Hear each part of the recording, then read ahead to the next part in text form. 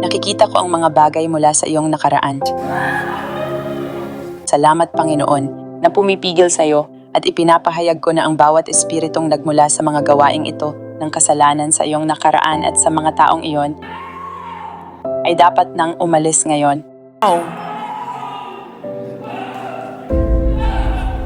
Salamat, Jesus. Ang unang beses na pumunta ako sa 5FI sa pagkakaalala ko noong Oktubre 27. Pinili mo ako mula sa hanay ng mga tao at ipinanalangin mo ako. Umuwi ako na may dalang kapangyarihan ng Diyos para akong tinamaan ng kuryente. Pagkalipas ng ilang linggo, nagkaroon ako ng napakalubhang impeksyon. Ito ay nasa aking lymphatic system. Na ospital ako. Labis na nanghina ang aking immune system. Halos mamatay na ako. Nanonood ako ng iyong live stream at sinabi mo, May isang tao riyan na ang immune system ay nanghihina. Iniutos ko sa bawat cell sa kanyang katawan na mabuhay. kinuha ko ang aking himala at napuspos ako ng higit na lakas, tapang at kapayapaan at hindi na ako natakot.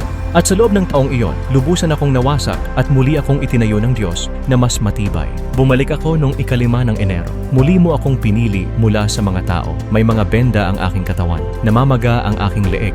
Dapat sana ay iinom ako ng gamot para sa pamamaga, ngunit sinabi ng Diyos sa akin na huwag ko inumin ng steroid. Kaya hindi ko ininom ang mga iyon at muli akong umuwi na dala ang kapangyarihan ng Diyos. Ang espiritu ng kakulangan, ipinapahayag ko na ang lahat ay dapat umalis ngayon. Salamat, Jesus.